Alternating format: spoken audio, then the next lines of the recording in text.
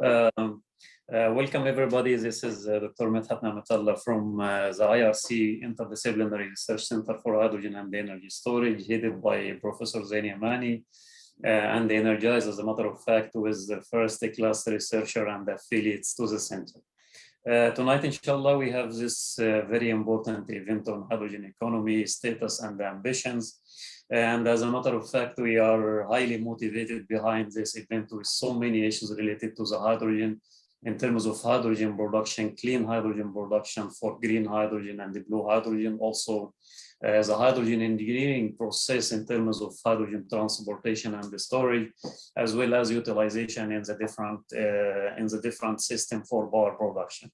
As a matter of fact, the clean hydrogen, as an overview, clean hydrogen technologies in terms of blue or green hydrogen are already available and well evaluated, but as a matter of fact, the cost is remaining still as a challenge.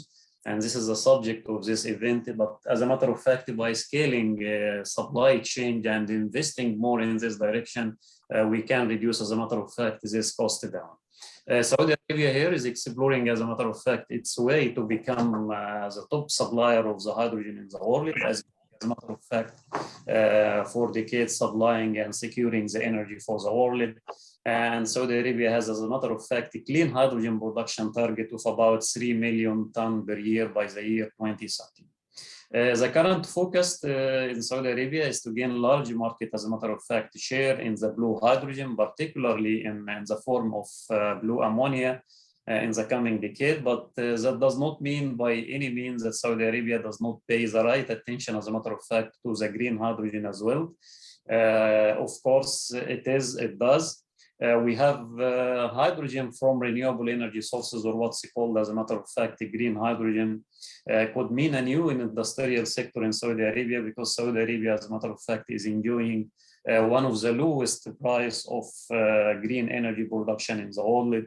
And this can be reflected, as a matter of fact, on the cost also of green hydrogen. Saudi Arabia can have a great market share in this direction as well.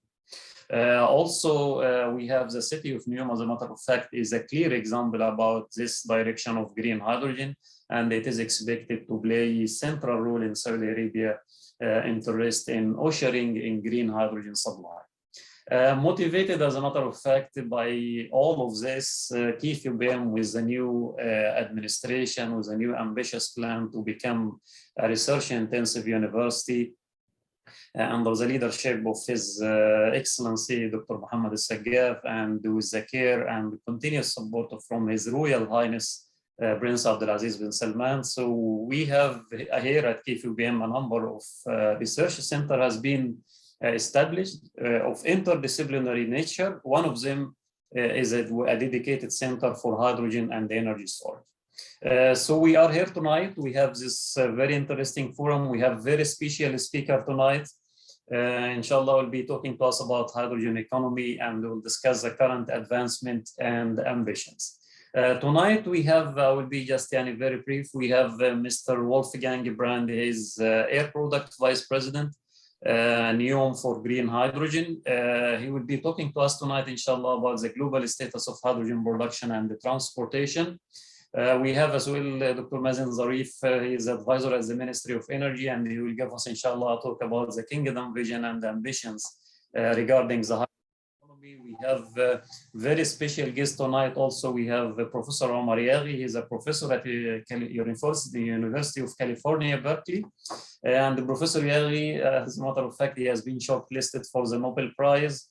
And very soon, inshallah, he will hold this prize. Professor Yaghi tonight, inshallah, will be speaking to us about the recent development in hydrogen storage material. Last but not least, for sure, we have Dr. Muhammad Akimaya. He's assistant professor at KFUPM, and he will be speaking to us, inshallah, talk about the challenges in setting socio-economic models for the hydrogen economy. Tonight, inshallah, we have a plan to start with Mr. Wolfgang Brand to give us his talk. So, Mr. Brand, are you available? So, So I think I have IT issues, so it will be resolved inshallah very soon. So we can start inshallah with Dr. Mazin Zareef. Dr. Mazin will give us inshallah a talk about the kingdom vision and ambitions regarding the hydrogen economy. Dr. Mazin has joined the Ministry of Energy in 2020, and he has a career spans over more than 22 years in the energy sector. He previously worked in leading companies, multinational companies like Baker Hughes and General Electric. Dr. Mazin, mashallah, has a degree in mechanical engineering from King Fahd University of Petroleum and Minerals. So he is the son of KFUPM, and he has MBA from the University of Manchester. Dr. Mazin, the floor is yours, inshallah, for 25 minutes, followed by 5 minutes for question and answer. For audience, please just write down your question and answer, and inshallah we'll be just responding to them within the time slot for Q&A. Dr. Mazin, please, the floor is yours. Thank you very much, Dr. Muhammad. Let me start first by sharing my screen.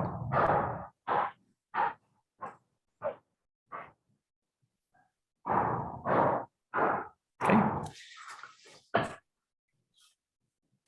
So, do you see my screen?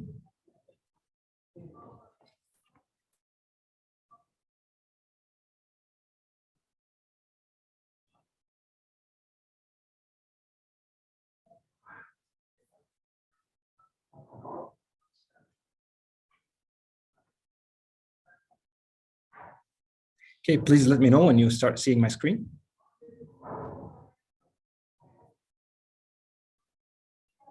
Okay.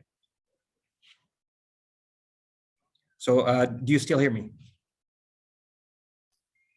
Okay, perfect. Then I'll get started. So first of all, thank you, Dr. Muhammad, and thanks to KFUPM, and thanks to the Center of Hydrogen and Energy Storage Research for giving me this opportunity. It's a pleasure to be here. By the way, I'm not a doctor, although Dr. Muhammad is introducing me as a doctor, but I guess this is the privilege of being surrounded by doctors and professors. So I'm actually a graduate of KFUPM, so it's always a pleasure to be back and present here with the KFUPM team. I graduated in 1999, so it's been quite a while, as you can see. So without any further ado, let me get started with today's presentation. And I'll be talking about KSA's vision and ambition regarding the hydrogen economy.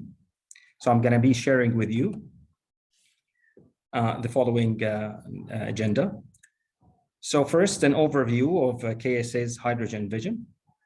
And then after that, we're going to move to the second section of the presentation, which is going to be the current challenges faced by the hydrogen industry.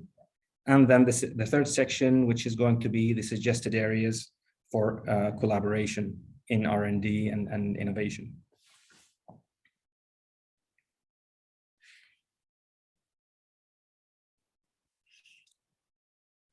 So actually, hydrogen is versatile and potentially emissions-free. However, its adoption at scale has several challenges. Now, on the left, you can see different hydrogen production methods, and the first two on the top is using the coal gasification, and the second one, which is using the natural gas reforming. Now, these production methods are associated with CO2 and very significant CO2 emissions. So they're not clean hydrogen as far as GHG emissions. However, hydrogen can be produced using clean methods. So we consider, normally they're referred to in color codes: black, gray, blue, green, and normally the green and the blue are the ones associated with no emissions or very low carbons. But however, we refer to them as clean hydrogen. For example, if you talk about the use of the SMR steam methane reforming and other forms of producing hydrogen from the natural gas, if the CO2 is captured, that prevents the CO2 from being emitted to the atmosphere. So that's a clean production method. In addition to the use of the electrolysis, which is powered by renewable energy. So there is no emissions to begin with in that production. And for our strategy for the clean hydrogen production, we'll be focusing on those two clean production methods. Now, the advantages of hydrogen would include that it's emissions-free, and it has a high energy per mass. And it is, as we mentioned, it's very versatile. So it can be used as a fuel, it can be used as a feedstock, it can transport energy, and it can store energy. However, there are associated challenges with hydrogen, issues with the transportation. So for example, here in Saudi, it's relatively cheap for us to produce hydrogen. However, it's expensive to store and to transport. There are also less developed markets for hydrogen globally. And a big issue actually, which is the fragmented certification for hydrogen. So whether you produce clean hydrogen or hydrogen with a CO2 associated, hydrogen cannot speak on its own. So you have to have the certificate that says that there is no CO2 associated with that. Now, let's take a quick look about what's going on globally for hydrogen. So globally, clean hydrogen is expected to grow into important energy vector and as an industrial feedstock. However, wide variance exists on the demand. And you can see the forecast of hydrogen here on hydrogen demand. There is variance, especially as you look on the longer time horizon. If we just take a look at the estimates by the Hydrogen Council, so by year 2030, it's expected that demand is going to be around 60 million tons per year of clean hydrogen. And by 2040, it is expected to be around 250. Now, the consensus amongst all these forecasts that there is a growth in demand for clean hydrogen. Now, in this context, Saudi Arabia is well positioned to be or to play a leading role and become a major clean hydrogen exporter. So you'll see that different regions within Saudi are suitable for clean hydrogen production. The western, especially the northwest of Saudi Arabia, where it can produce hydrogen based on the electrolysis process that is powered by the solar and wind. The solar and wind and the renewable energy conditions in general are very favorable in these regions. Now, if you take a look at the eastern side of Saudi Arabia, where there are abundance of hydrocarbon resources, but in addition to that, the capabilities to store or to sequester the CO2 emissions once captured. So this gives us the capability to both be able to generate hydrogen that is based on electrolysis powered by the renewables with no emissions, or to produce hydrogen that is based on SMR, steam methane reforming, or thermal reforming with the natural gas, but with the CO2 capture and then the CO2 sequestrations and therefore minimizing the CO2 emissions. So in Saudi, we do have the advantage of both of these options. In addition to that, Saudi has an existing infrastructure to globally export hydrogen in its location. As we can see, there are actually demand centers will be in Europe and Asia, and Saudi is in a position where that it can support both these regions, in addition to the financing advantages. So KSA's strategic advantages make it well positioned to be amongst the lowest producers of clean hydrogen and has an adequate plan to produce and to scale up these volumes as we go. Now, from production point of view, Saudi has the potential to achieve one of the lowest cost of clean hydrogen globally. And the bar charts that we see on the left shows the production cost, and we've just indexed that to 100, because the costs will vary and have different ranges. However, if we just index that to 100 for gray hydrogen, then if you compare that to blue hydrogen, which will be using the steam methane reforming or autothermal reforming, but with the carbon capture on top of that. So there will be an additional cost, of course. So as you can see, it's a little bit more than the gray cost. And then the green cost, which is significantly more than the blue hydrogen cost.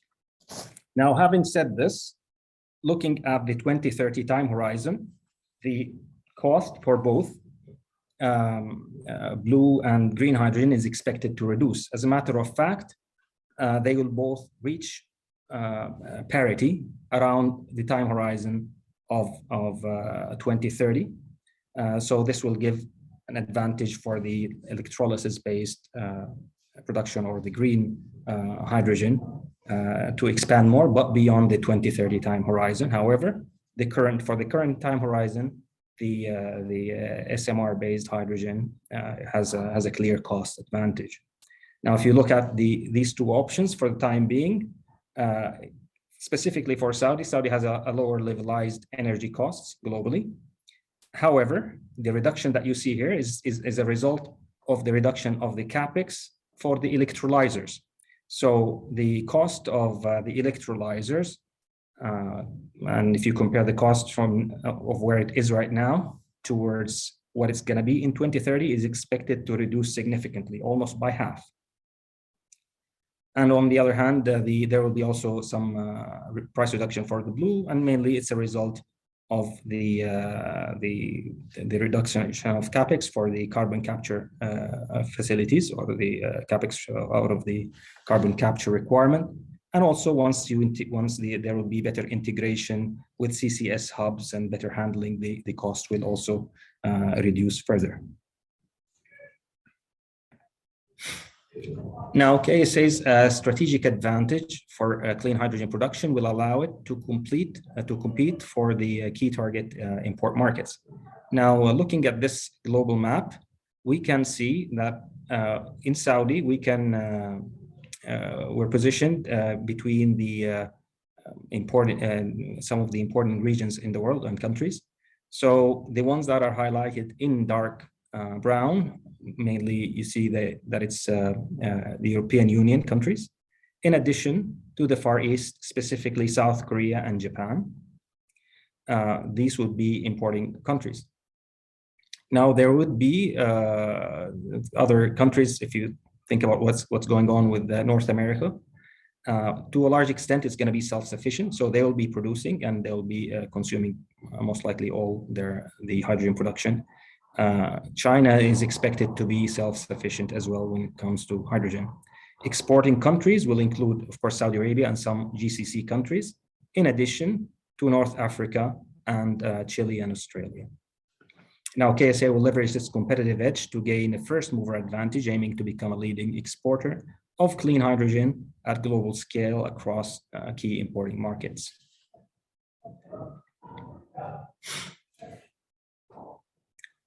Now we have developed the national hydrogen strategy, focusing on production, exports, and also domestic use of clean hydrogen. Just a quick recap here on the production methods. So we can produce hydrogen using renewable energy, which will power the electrolyzers. And then as a result of that, we can get the hydrogen and we classify that normally as green hydrogen. Another method that we've highlighted also is the use of natural gas, and then through a process, for example, the steam methane reforming, where we can produce hydrogen. However, the CO2, instead of venting it to the atmosphere as what happens in gray hydrogen, the CO2 is captured, and this makes it clean hydrogen as well. Now, in addition to the production of hydrogen, we can produce hydrogen derivatives, such as ammonia, which is NH3, and some other types of synfuels when you combine hydrogen with the CO2 captured. Now, what do we do with all these hydrogen produced and the derivatives?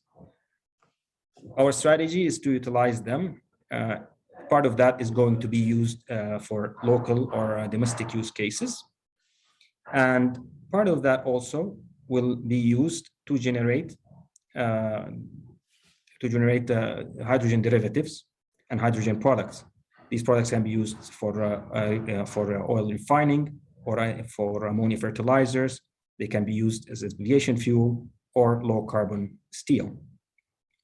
The majority of the clean hydrogen production is expected to be exported to the demand centers around the world by the countries in Europe and Japan and South Korea.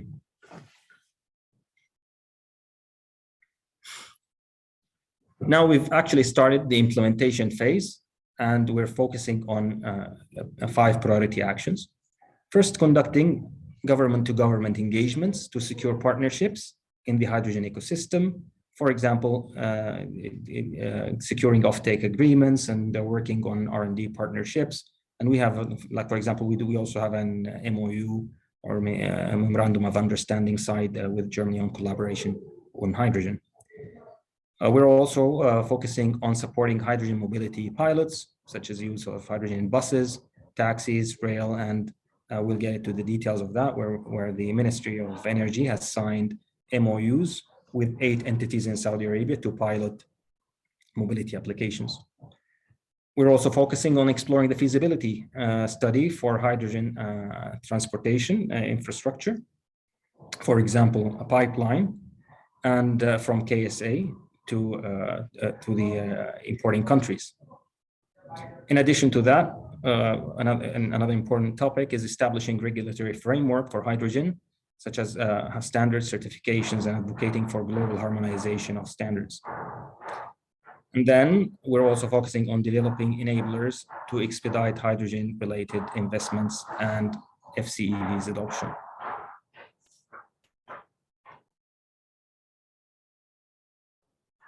So recently, 8 entities, along with the Ministry of Energy, declared a commitment by developing hydrogen mobility pilots. This was signed end of January, where the ministry, His Royal Highness the Minister of Energy, signed with 8 entities. These entities included the piloting the FCEVs in college campus community with Princess Noor University, and hydrogen train using 1 or 2 of the routes of SAR, which is the railway company, and also the synfuel production with Taqniya, but also it included the Royal Commission for Mecca City and Holy Sites for piloting buses, and also the Saudi Ground Services for airport ground handling using hydrogen FCEVs, in addition to NEOM and the Red Sea Development Company and the Royal Commission for Jubail and Yanbu. All these entities will be piloting FCEV and the use of hydrogen in mobility.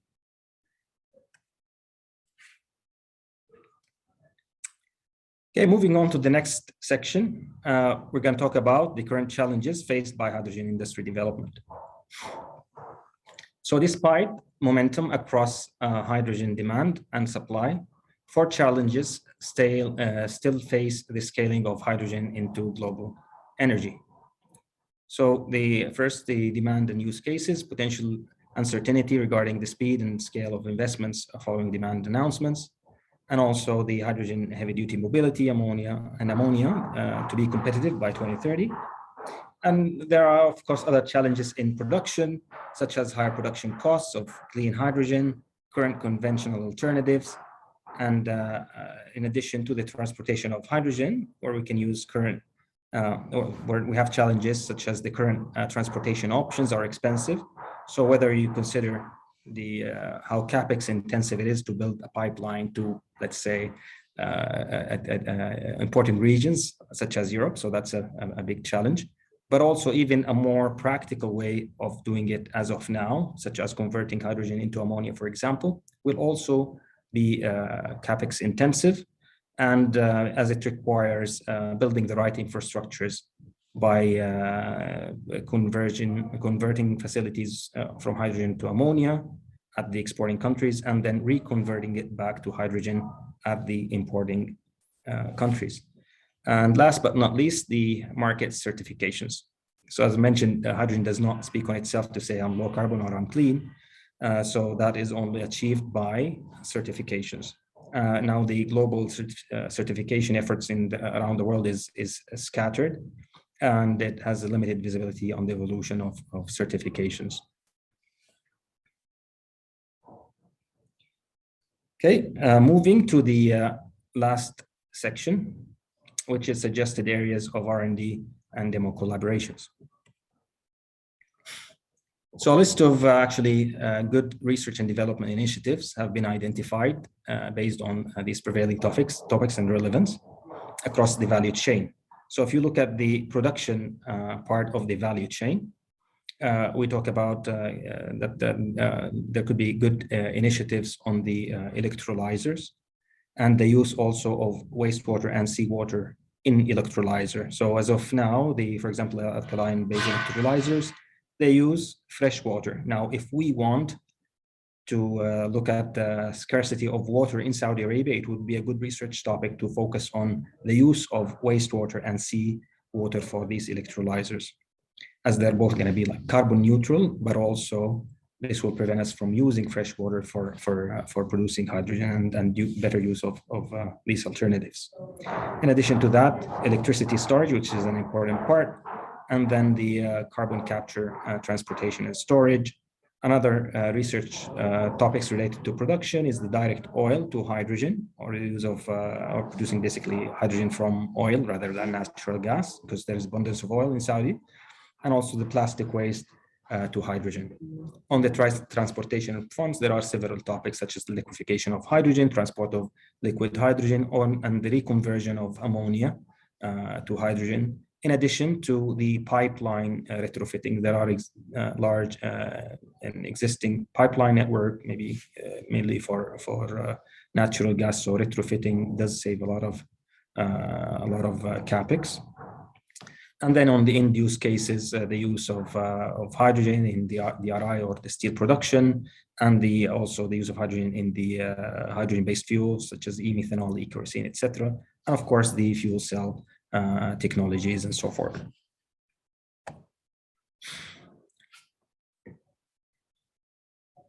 Now we have assessed and prioritized the prevailing research and development topics based on basis of A, the strategic advantages to Saudi, and B, the criticality of development for this technology.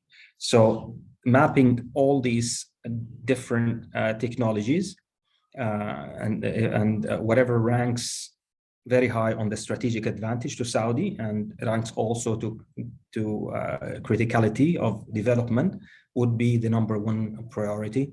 And then moving to other priorities, #2 and #3, that would rank lower in the strategic advantage and the criticality of development.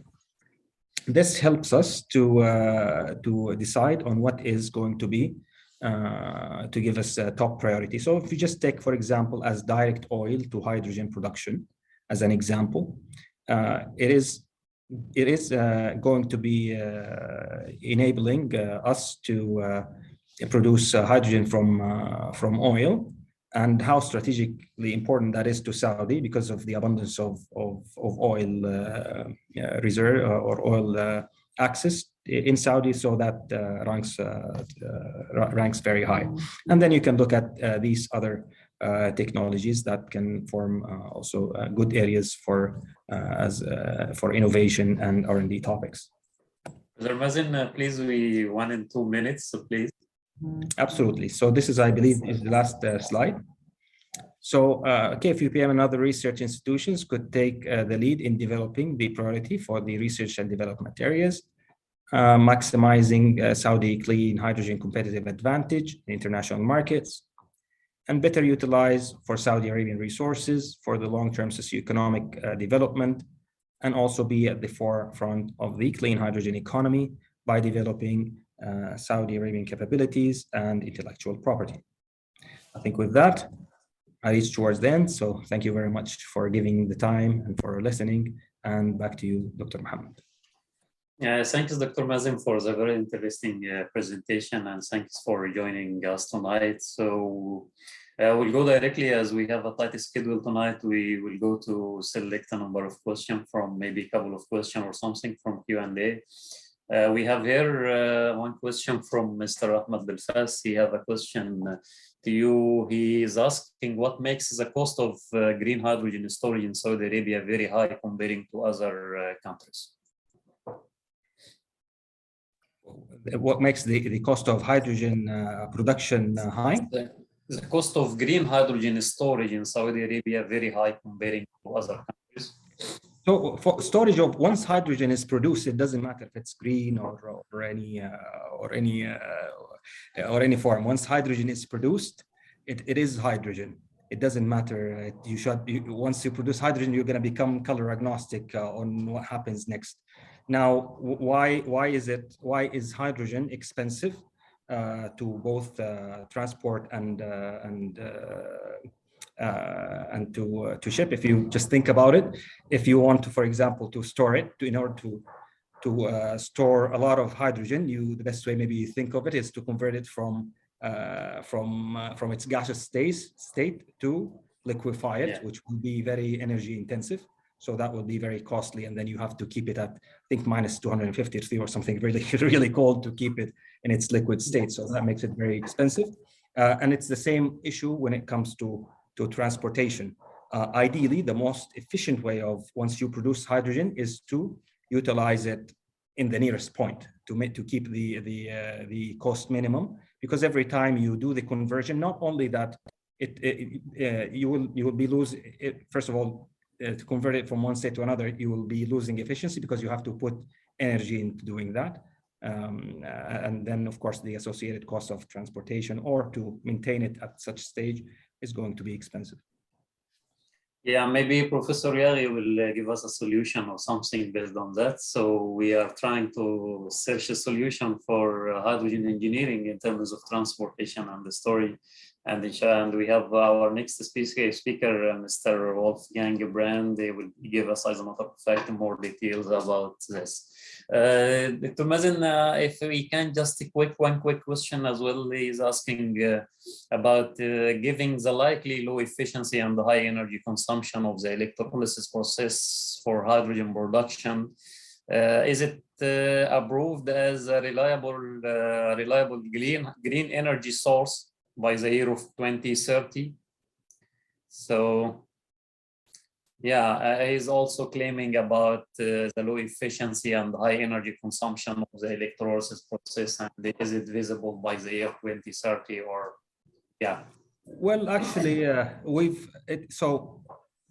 is it feasible or not? It depends on so many factors. Now, I would say in a nutshell, if you look at price sensitivity for green hydrogen production very quickly, if you have a low levelized cost of renewable energy, if you are in a location with high capacity factors, and when you optimize on the capex requirement for the electrolyzers, this will help significantly to reduce the cost of generating green hydrogen. If we select like favorable locations where we have good solar radiation, good wind energy, good combined capacity factor, as of now, because we expect in a decade or so that the cost of electrolyzers will drop, there will be a significant reduction in the cost of green hydrogen production.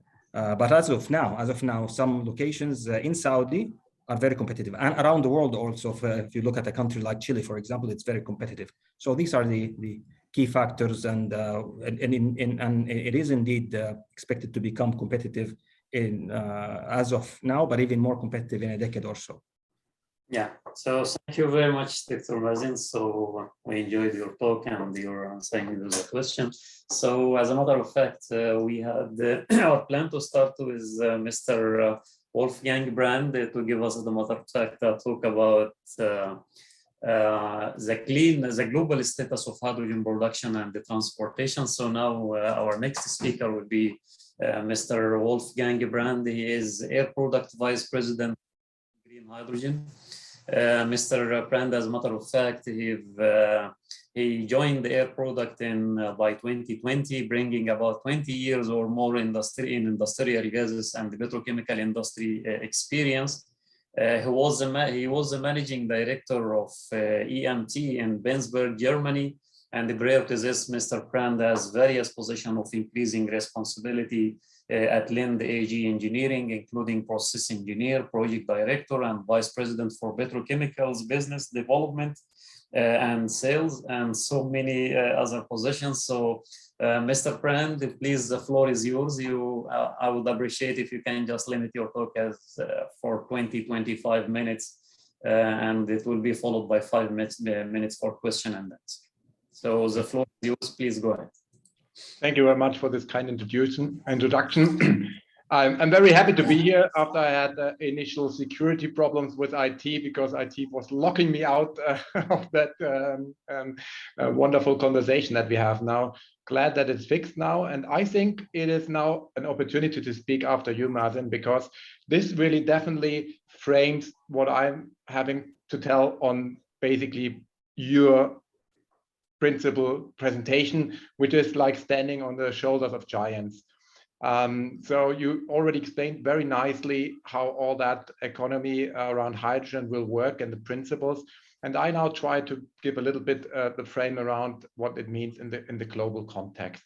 And I was already eager to answer some of the questions because like the question for is the hydrogen green in terms of a customer view from a European point of view, that's definitely questions I can answer.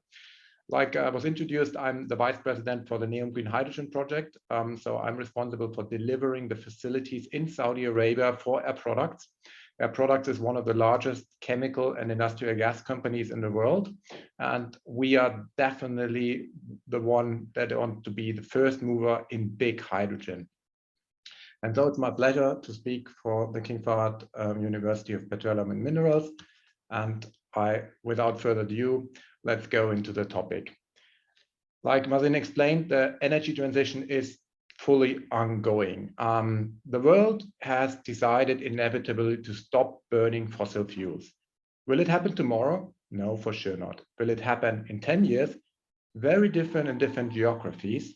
So there will be some geographies where you will see the move out of the fossil fuels very soon. And there's other geographies where you will see it in 30 years, maybe in 50 years. But it will happen over time. And that means that all the energy will come from renewable energy sources, mainly solar, wind, and hydro. In some geographies, nuclear is a big thing, and also biological power from converting biomasses. All of that energy will be electricity, and electricity can be, of course, directly used when you have the appropriate infrastructure and energy storage systems, which is mainly the use for light transport, for the municipal use in housing, for heating and air conditioning, for lighting, for light industries. But it becomes a challenge when it is a transport or storage problem, or when it's heavy energy use, because at that point in time, direct electrification is not a good solution, but hydrogen as an energy carrier is. And that market will become a very big market. There was a recent study from McKinsey. I'm not the person that gives you market data because I'm working for one of the companies, not for the market generalists, but they are speaking about a market that is developing 7 to 10-folds from where we are today in hydrogen, for using hydrogen for transportation and in heavy industries. So we think it's a transition, and a transition, like I said before, is not happening overnight, but a transition always needs first movers, needs countries like Saudi Arabia, needs initiatives like NEOM, and needs companies like Air Products to make it happen. Some people just want to have it happen. Some people wish to have it happen, and some states, some regions, some companies make it happen. And I'm very proud to cooperate with Saudi Arabia and with NEOM to make it happen on scale the first time in NEOM. We had already a little bit about that color play on hydrogen. I did very much like when Mazin said that you can be color agnostic when it comes to the physical properties of hydrogen.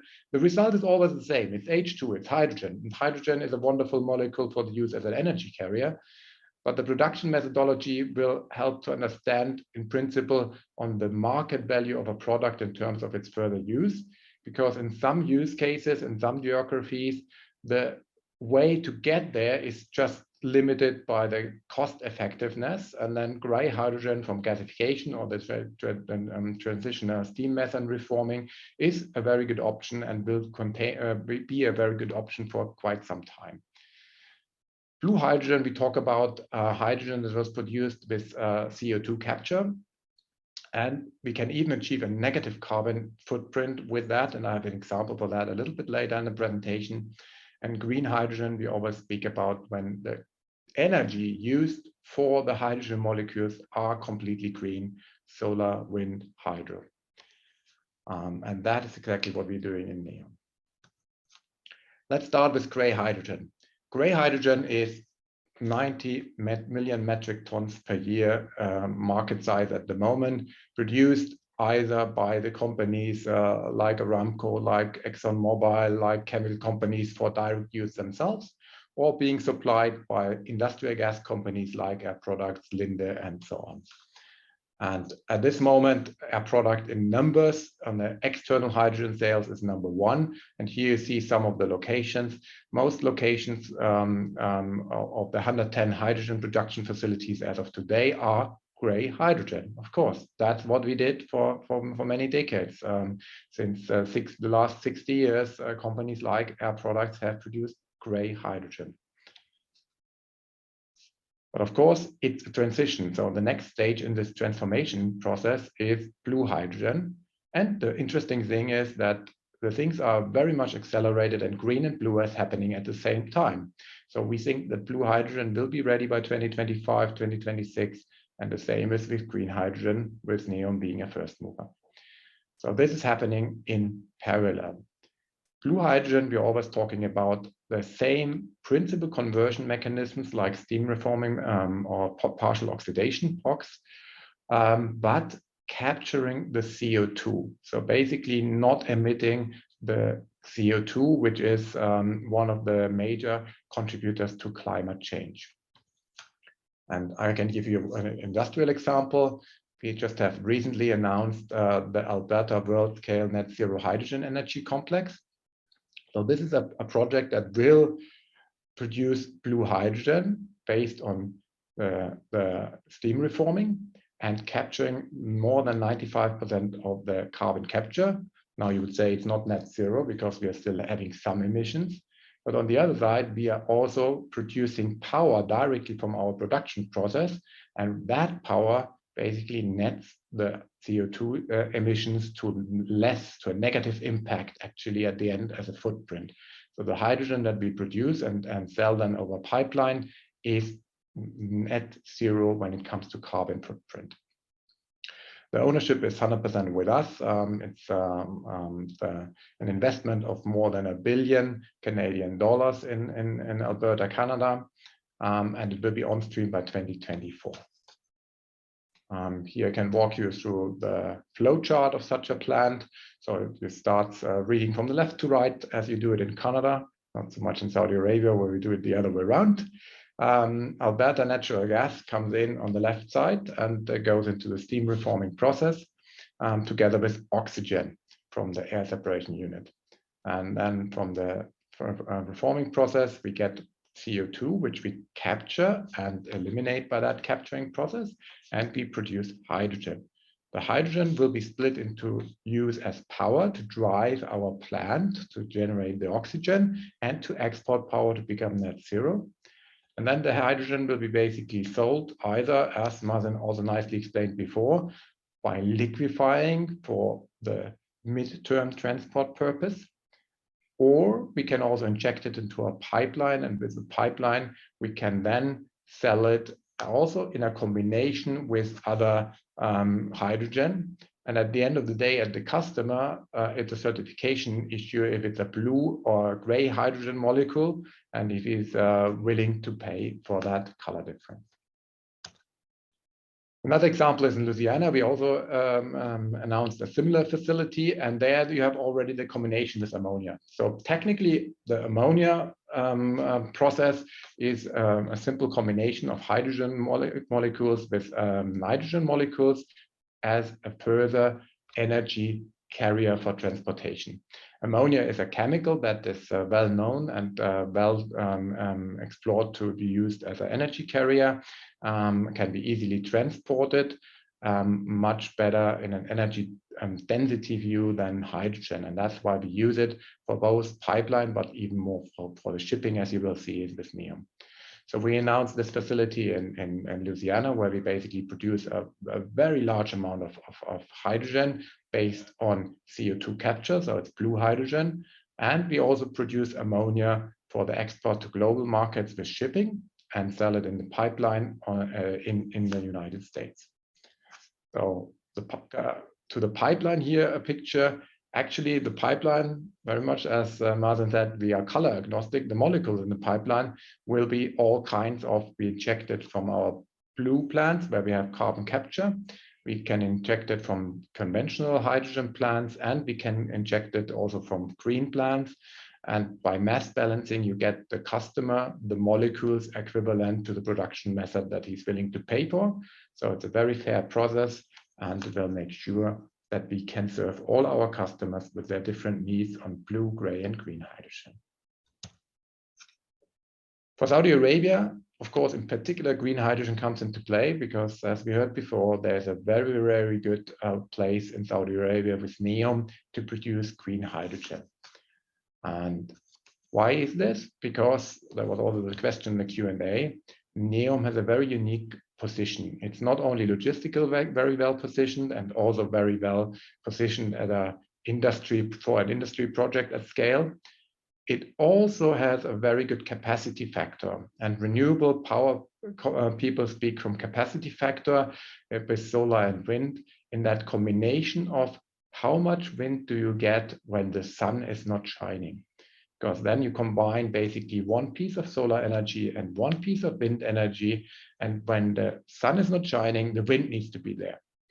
NEOM has this unique location where you get the thermal wind blowing in at the evening, coming in at the evening and blowing through the night with a very good probability.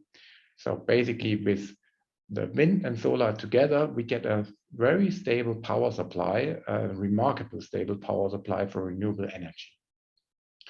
And we have announced this project and we have started to build it. So there's already activities happening in NEOM. The site is being prepared. The piling contract is now awarded to build these power plants and the process facilities, which will take more than 4 gigawatt of power, of course, distributed in wind and solar, into 2.2 gigawatt electrolyzer capacity, together with a large air separation unit to provide the nitrogen into ammonia, with an expected ammonia production of 1.2 million metric tons per year ammonia. This ammonia is an equivalent value of 650,000 tons, 650,000 kilogram per day hydrogen, which is an equivalent to 25,000 buses in operation. The ammonia will be picked up by ships operated by Air Products and will be then shipped to places in Europe, United States, and Asia, very much the map that Mazin showed before. And these places, we will unload the ammonia and then dissociate ammonia back into hydrogen, releasing nitrogen back to the air.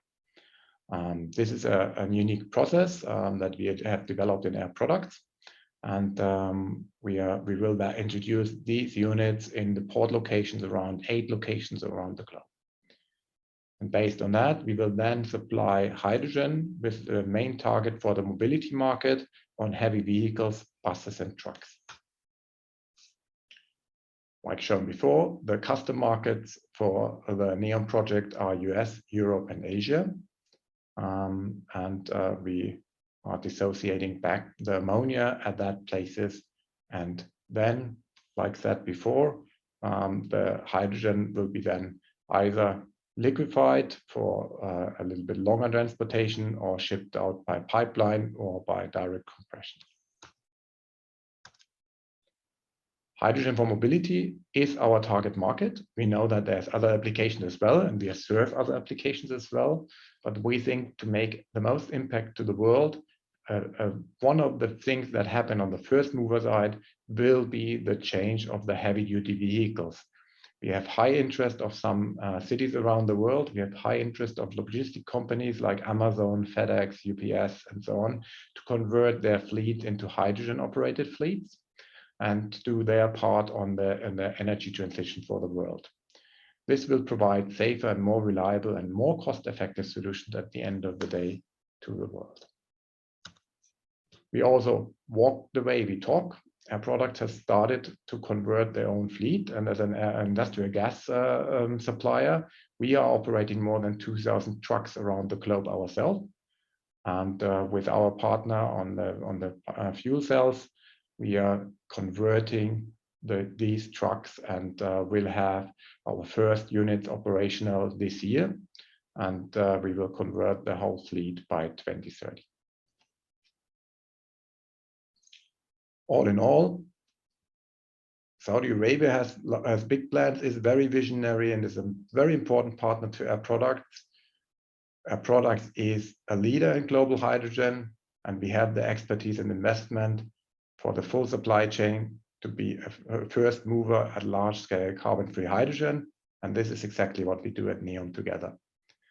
And we are partnering with customers and countries and supply chain on the sustainability journey.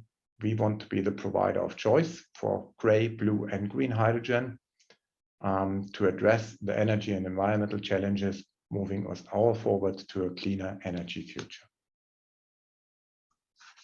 Thank you, and I'm open for your questions.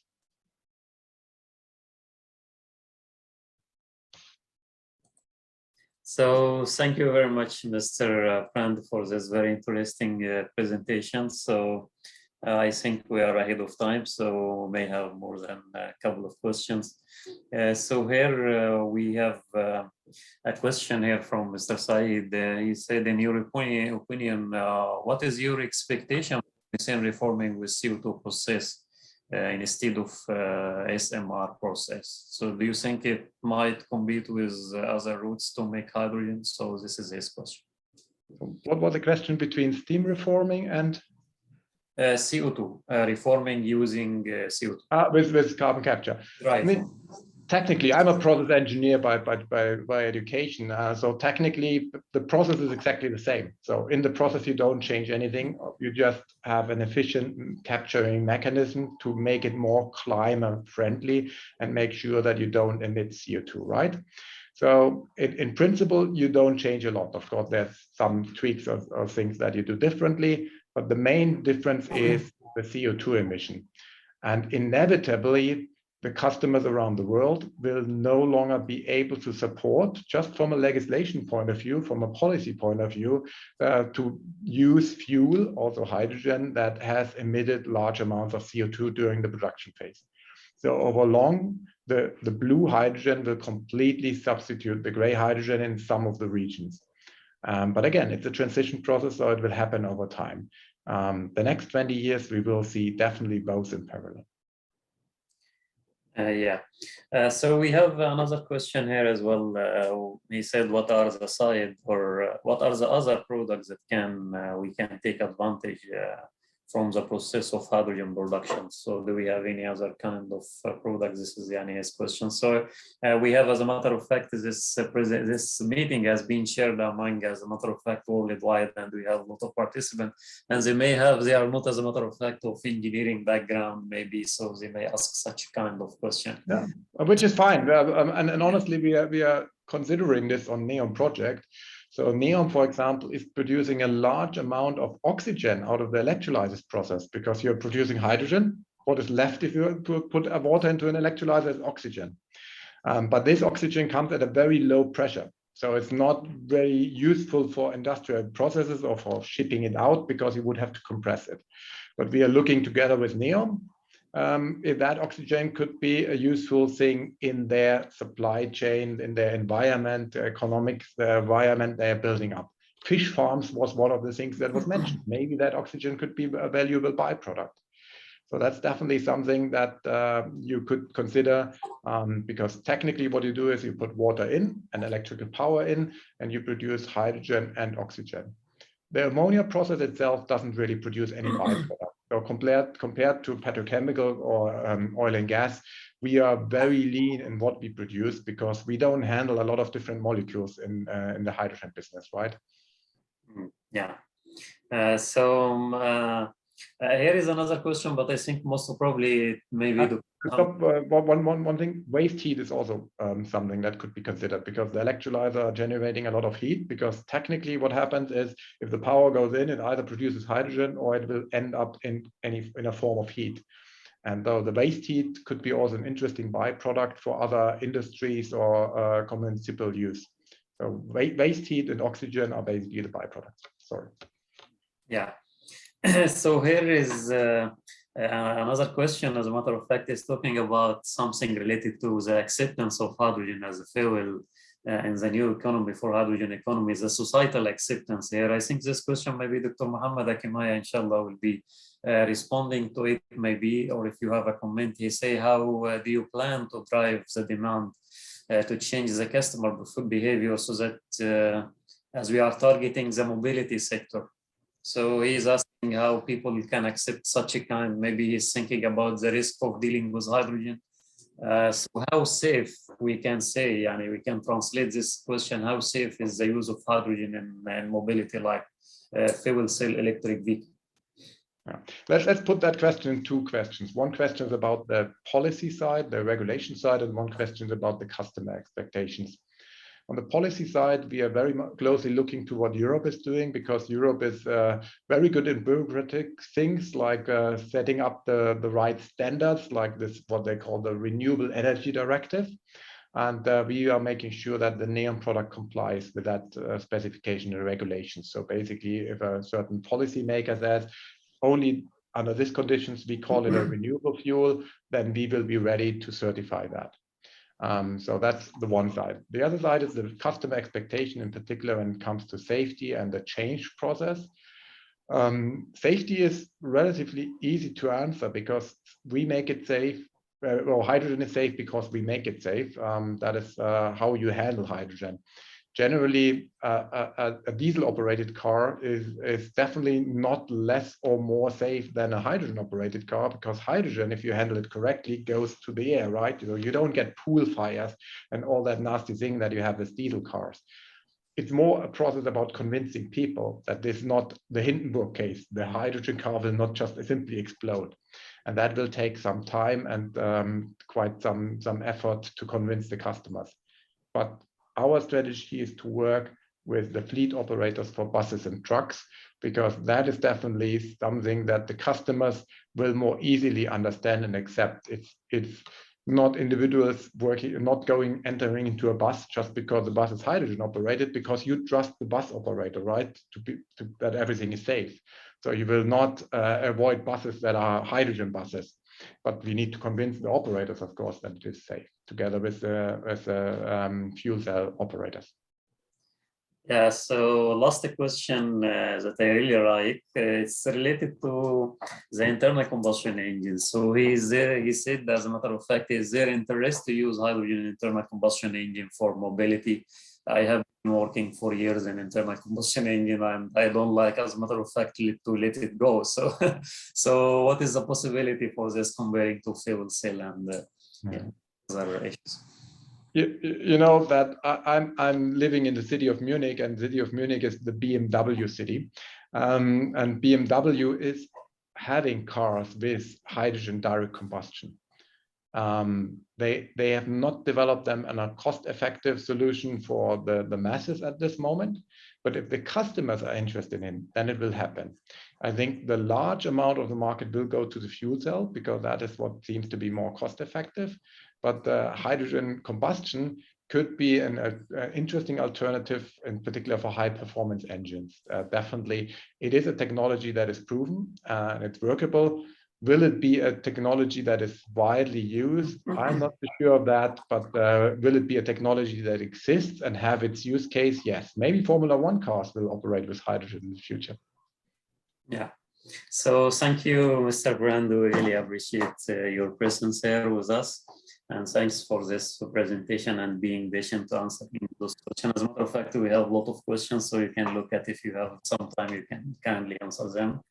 So we still have another presentation here. We have at last we have Dr. Muhammad Akimaya at last, but not at least for sure. We have Dr. Muhammad Akimaya is assistant professor here at KFUPM. Dr. Akimaya has received his PhD in mineral and energy economics from Colorado School of Mines. He got his master's degree from mineral and energy economics from the same university. His bachelor degree in electrical engineering, so not only economics, he has electrical engineering background. So he has a clear background about the engineering problem of hydrogen. He got his bachelor degree from Bordeaux University. He have also experience. He previously worked for PB Megas as an Indonesian state upstream oil and gas activities regulator as an assistant to the deputy chairman for financial control. Dr. Muhammad Akimaya will be speaking to us tonight about the challenges in setting socio-economic models for the hydrogen economy. And as a matter of fact, we have received a list of questions talking about this issue of economical acceptance and policy and all of these issues related to the hydrogen economy. So Dr. Muhammad, the floor is yours. Please go ahead. All right. Thank you very much, Dr. Medhat, and thank you for the Center of Hydrogen Research in giving me this opportunity to talk a little bit about the hydrogen economy. So first of all, let me share my screen. Okay, so what I'm going to present is basically, kind of an economics take when it comes to hydrogen economy. So from the previous speakers, they're focusing, pretty much more towards the, engineering side, the science side of it.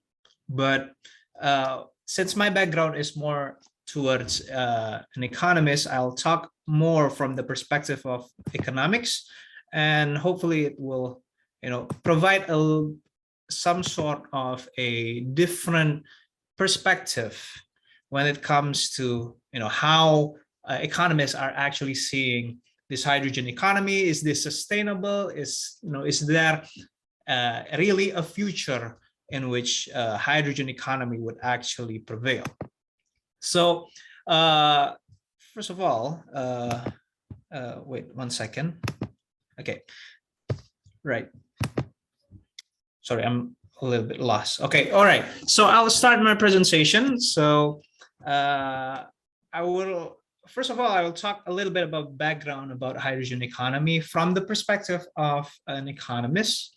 So obviously, hydrogen economy, based on the previous presentations, obviously you probably have a good idea right away when it comes to hydrogen economy. I'll talk a little bit about the current trend in research, or you probably have an idea about the current trend of research based on the previous speakers as well. But I'll add the problem of, it's not a complete picture when it comes to the research, when it comes to how hydrogen economy is being approached from the perspective of what's happening in the industry and also in academics. And then I'll talk about the hydrogen demand issues, hydrogen economy model, and the role of the government, and I'll conclude based on that.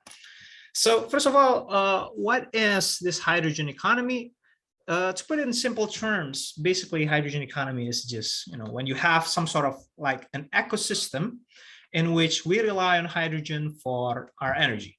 So basically there has to be some sort of utilization, some sort of production, but it creates some sort of an ecosystem. Why would hydrogen be, or this hydrogen economy become so attractive? People are claiming that, okay, this is the right way for energy transition.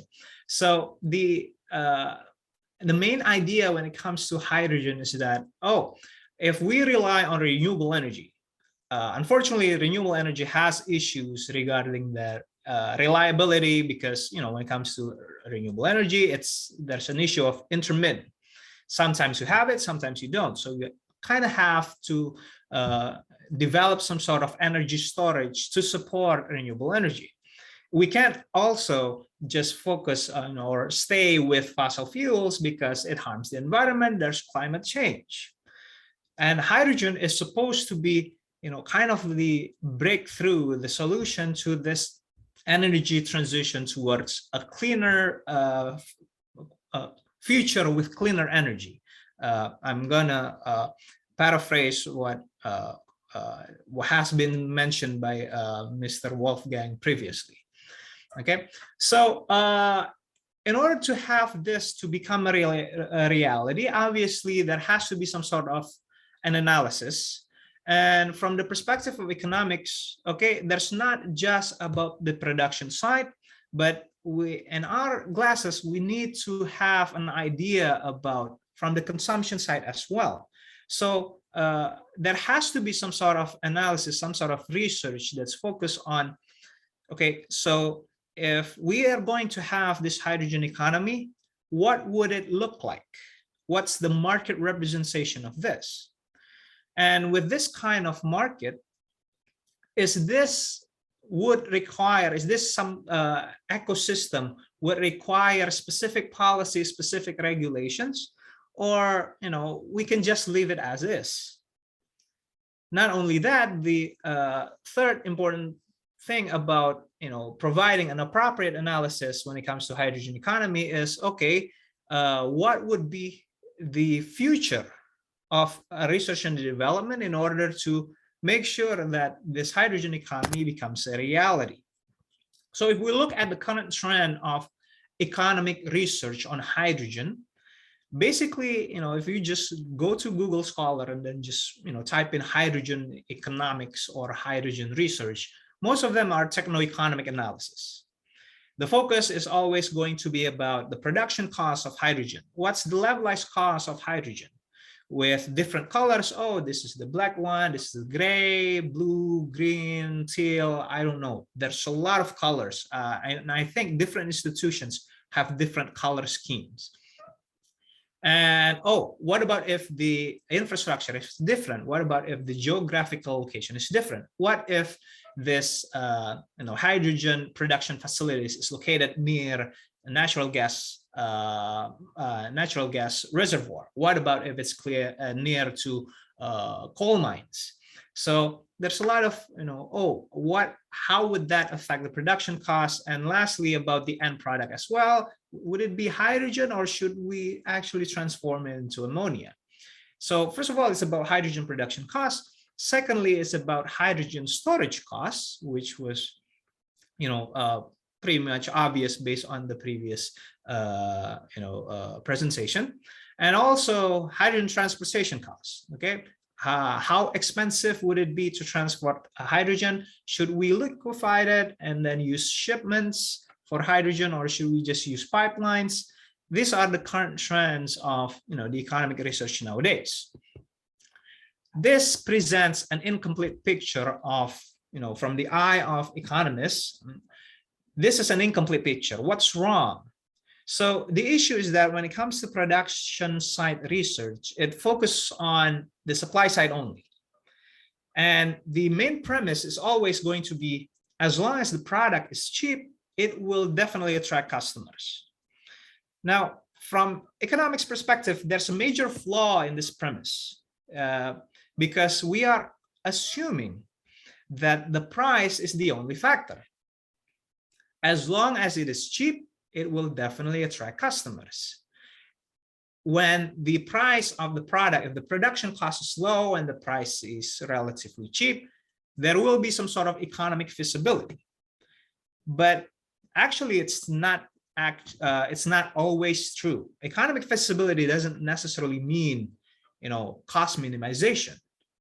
I'll give you an example, a very simple example. You can buy 50 of product A. I'm not going to tell you the product. You can buy 50 of product A for 10 real, or you can buy one of product B for 1,000 real. Now this, if I ask you which one should you buy, well, basically you can't really say, right? Because, oh, wait a minute, what is this product? Is this, a same product in terms of usefulness, in terms of usage, or are we talking about entirely different product? So one is actually a straw, while the other one is actually, a kind of like a used iPad. Now, obviously, once you see the product, you have some sort of idea about, oh, the attractiveness, or, oh, with this product A or this product B, what can I get out of it? And this is what makes a product attractive. So when it comes to hydrogen demand, the issue is, we need to have some sort of a clear picture, a clear idea about the usage and the benefits. And this product might or might not have substitutes. And what are the features of it? These features would dictate what the consumer's preference would be. And depending on consumer's preference, a product can be free but still under-consumed. An example of that would be, in the current days, that would be about vaccine.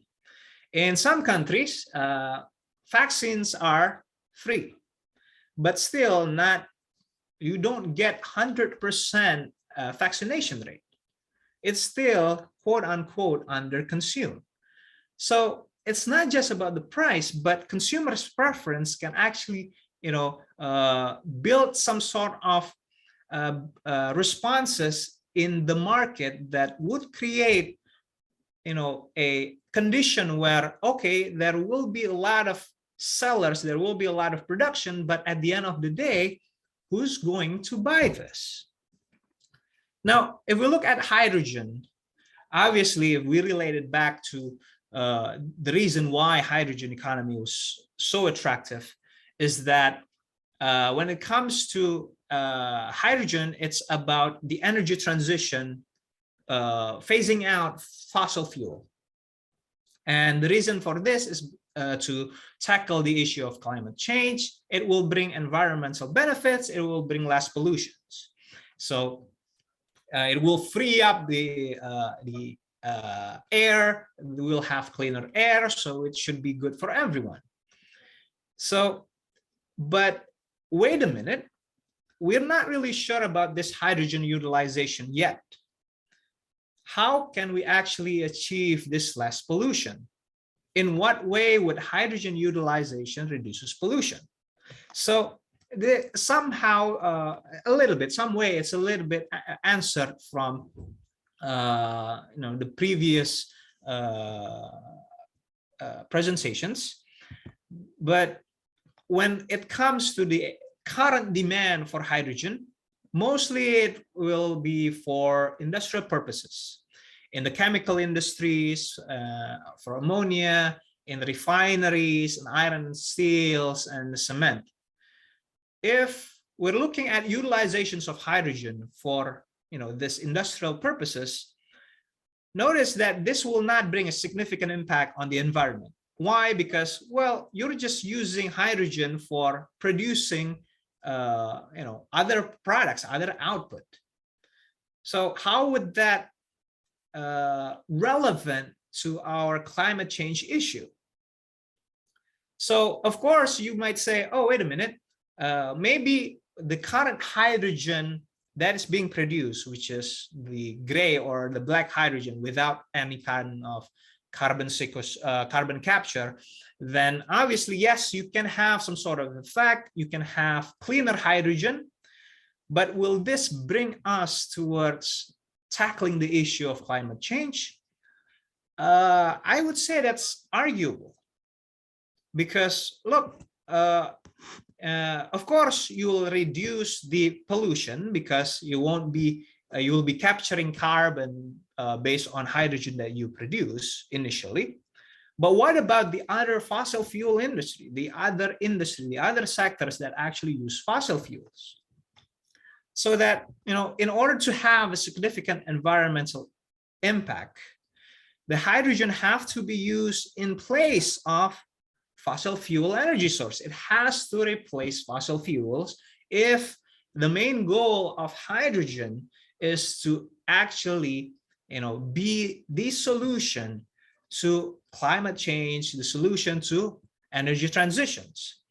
So there are two ways of doing this. It's either hydrogen as an energy source, but I think it's kind of answered based on previous presentation by Mr. Wolfgang, but hydrogen probably not as an energy source, but more towards as an energy carrier. So in that sense, the environmental impact of having hydrogen would be huge if hydrogen is being used, for example, as a fuel for example, cars that use hydrogen-based fuel cells or hydrogen-based fuels. In this sense, then yes, that would have an impact in terms of, okay, the pollution is mostly coming from transportation industry. Now, if we replace the transportation industry from fossil fuel base to hydrogen base, which is relatively no emission, then obviously, yes, we are going to have a big impact on the environmental issue into the climate change issue. But even then, we're not really sure, will it be in the form of hydrogen? Will it be in the form of ammonia? Based on the research that I have seen, well, it's still not clear about, what kind of form when it comes to hydrogen, the product itself, when it comes to, mobility industry or automotive industry, what kind of form would it be once it reach the final consumers, when it reach the people, the population? Because at the end of the day, it's not about, making sure that the price, the cost of production as low as possible. You also need to consider the fact that, look, the product itself has to be attractive. It has to bring some sort of consumers' behavior that wants to actually purchase that. Because if you're looking at the environmental impact alone, and if we're just looking at the environmental issue, at the government level, because of the Paris Agreement, because of the cooperation between different countries in order to achieve this climate change solution, sure, it probably might be sufficient to act based on, okay, we can have some sort of environmental impact if we rely on hydrogen instead of fossil fuels. But what about at the individual level? Because at the end of the day, the final consumers will not be the government. Sure, you can probably say, okay, we'll just have the government, setting up things for us, but that would bring some sort of cost to the government. Is this sustainable? So I can see right away from the individual level, when it comes to environmental issue, there are always going to be questions. The most common ones are the three that I have listed here. Why should I be paying for things that I don't do? For example, okay, the environmental issue is being caused by, for example, coal power plants. So coal power plants generate electricity, emits carbon, harms the environment by, this air pollution. I'm not the one doing that. Why should I be charged? Why should I be, involved in terms of solving this issue? And if I'm poor, why don't I just say, look, there are rich people, shouldn't they be the one who pays for this?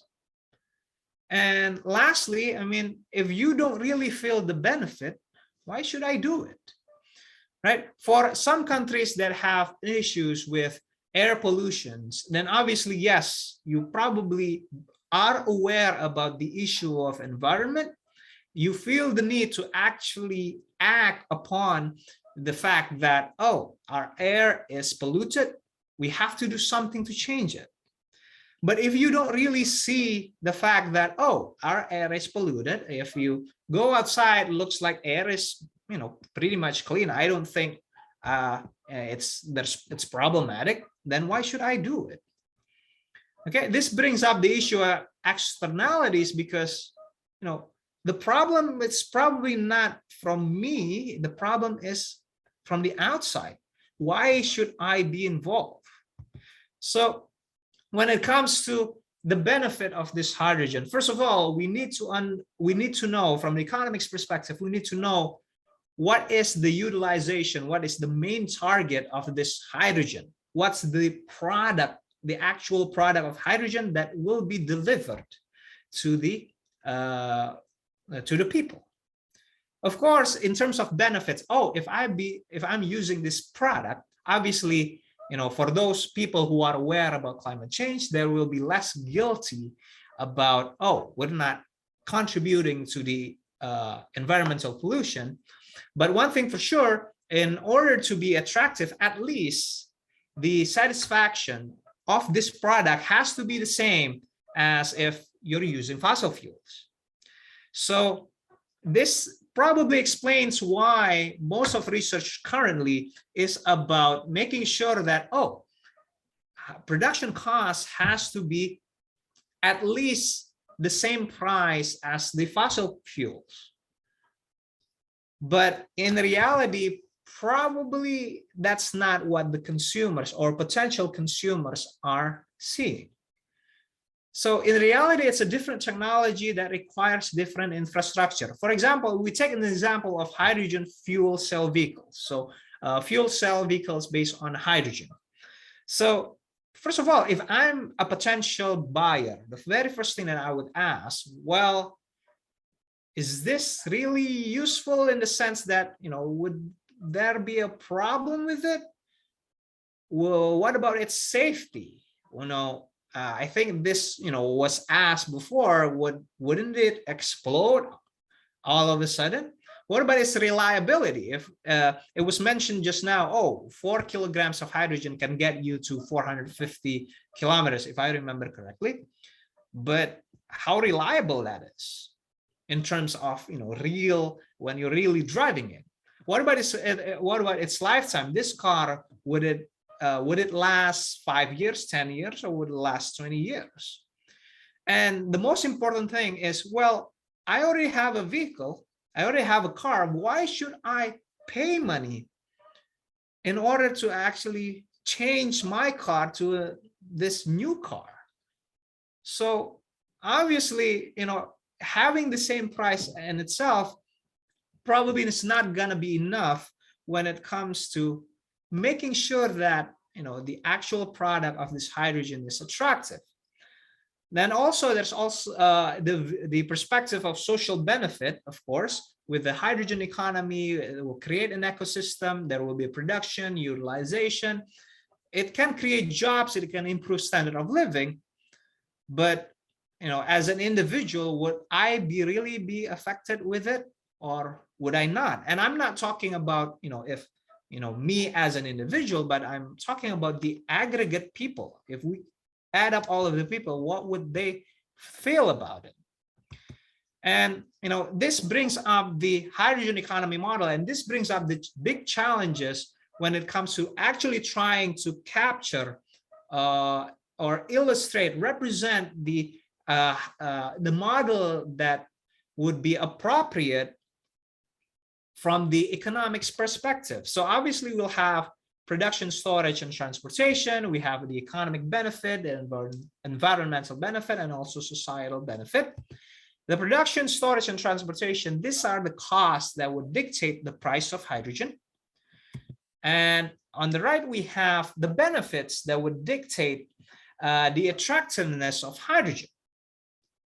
Now, one thing for sure, when it comes to this hydrogen economy model, in order for this hydrogen economy to be sustainable, the benefit has to outweigh the costs. It has to be attractive enough that when it comes to the market of hydrogen, it's attractive. Not to mention that from the cost perspective, from the supplier's perspective, they also need to make profit out of this. That's how we can make a hydrogen economy sustainable. The issue, to sum up what I have been mentioned, the environmental and the societal benefits, it may not be felt and might not be seen by individuals. So when we're talking about, okay, would this hydrogen economy persist? Would it be sustainable? Well, you have to look at the economic benefits. You have to look at the individuals. And currently, you don't really have that. So in order to sum it all up, I'm going to wrap things up a little quicker since I'm close to running out of time. The hydrogen economy issue from the production side, what about the current hydrogen production? Are we going to implement some sort of policy in order to replace gray hydrogen with green or blue? And well, obviously, if we're going to do that, there will be a cost to the industry. And that would bring a ripple effect to all of the products based on those industries. We have to look at the impact of that. Different characteristic of the country. So different country have different characteristics. Some country might be more beneficial to develop green hydrogen, while others about blue hydrogen. And about scaling up production. So I did a research with KKR. So would other sectors be able to support it? For example, for Saudi Arabia, if the government or Saudi Arabia decides to pursue this green hydrogen, that means it has to have the infrastructure, the water infrastructure, and also the pipeline infrastructure in order to transport the hydrogen and also the electricity sector. It has to be supported by renewable energy. With scaling up production will be a problem. From the consumer side, this is a bigger issue when it comes to production side. There's a lot of research on it, but when it comes to the consumer side, hydrogen is just an energy carrier. What is the actual product? Until now, I'm still not seeing what's the real main target of hydrogen. I'm assuming it will be about mobility, as what was mentioned just now. And in this scenario, yes, it will have a great impact on the environment. But when it comes to the actual product, before we can do any kind of analysis on consumer preference of this product, we can't really say anything. Because why would an individual want to shift to this, for example, hydrogen-based fuel cells? Of course, the government can play some sort of role. They can implement such a policy. The role that the government can play, obviously, in providing incentives, they can tilt the balance. There's a cost of producing hydrogen, and there's a benefit of the hydrogen product. So the government can kind of tilt the balance. But if it's not sustainable, the government will be, paying the burden of, making sure that the balance stays constant. So from the perspective of, the government perspective, the policy makers, you need an appropriate socio-economic model in order to ensure that you can make an efficient policy formulation, making sure that you're not going to waste a lot of resources, a lot of money for something that's probably inefficient. And you should probably be able to dictate, if turns out that, based on our analysis, this is what's good for our country or what's good for the market. So the direction of future development has to follow that step. Now, to look at the current research on utilization, this is the issue that there's a significant gap in the literature. And most research assumes that the demand exists. So it's just government have some sort of maneuver, some sort of policy. They want to create the demand for hydrogen. But at the end of the day, again, it will be individuals who have to be paying for this. And if it's not attractive, how can the government enforce the people to actually do it? Okay, so in order to conclude, I'll just write down or highlight the issue that when it comes to hydrogen utilization, especially for climate change mitigation, it's still, I would say, quote unquote, under development. And it's a big challenge in setting up an appropriate model if we don't really know what the actual product is. So from consumers' perspective, how are we going to do an analysis, a consumer's analysis, if we don't actually have an idea what the product actually is. And sometimes I've heard this many times: doing something, however small, is better than doing nothing at all. Well, it can be wasting resources. So I don't know about you, but I don't want to waste resources. It's irrational. Okay, if the cost of doing it is greater than benefit, you shouldn't be doing it. At least that's from the economics perspective. Of course, there are other factors as well, not just economics, that would probably make things, okay, it's fine to lose money, to burn money in order to achieve such goal. So lastly, should any economy pursue hydrogen?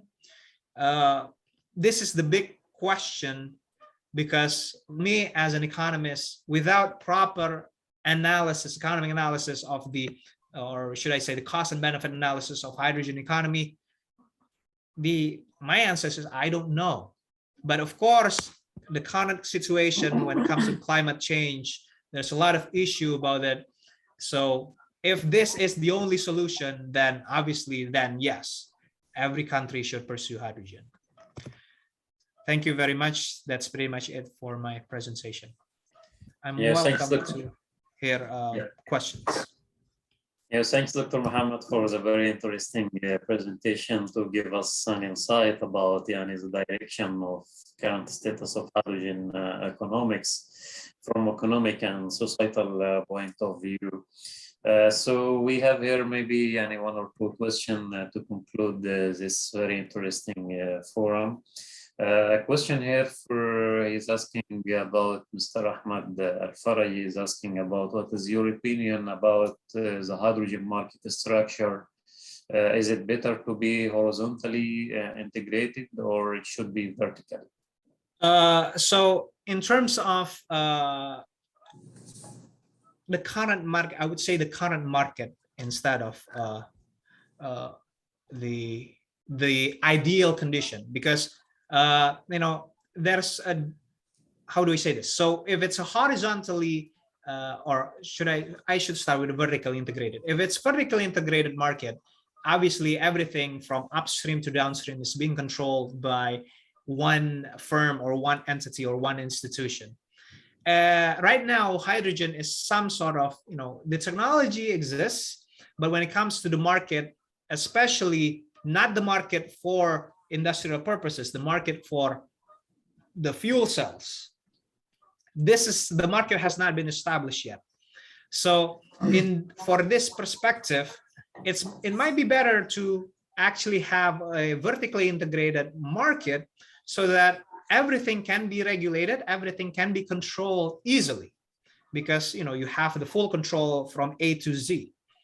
But later on, once we have a market that's already established, we probably want to stay away from vertically integrated market, because it doesn't create competition, it doesn't provide incentive to be cost efficient for the hydrogen production sector, whether it's upstream, downstream, or midstream, you name it.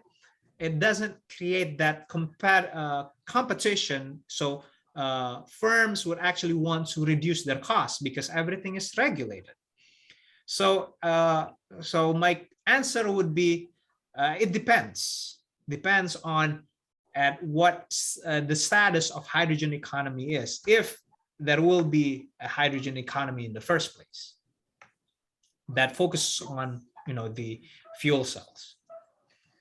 Yeah, from Muhammad. So maybe some question from while the other presentations, other speakers were speaking, they were talking, more than one, were talking about the social acceptance of hydrogen implementation and also policy. I don't know if we can have policies that can maybe force this acceptance, or what do you say about this situation?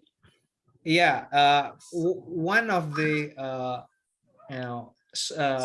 the nuance of this problem was actually mentioned by Mr. Wolfgang about, when it comes to a bus, the acceptance of using hydrogen for a bus is, making sure that there is actually someone who operated.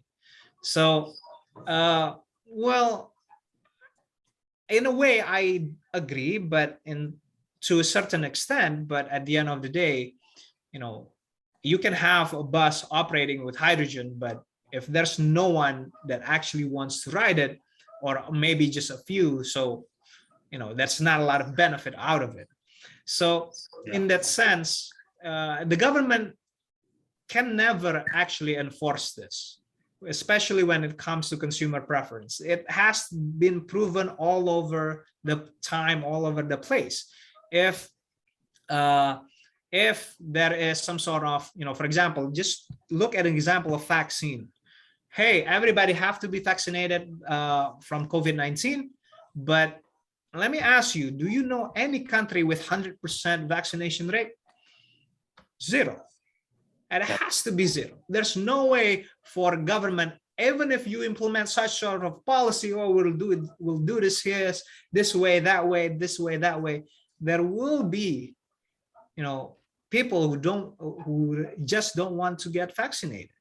And the other way of solving this problem is not by, making sure that it is a good policy formulation to make sure that, or to enforce people in terms of their consumption.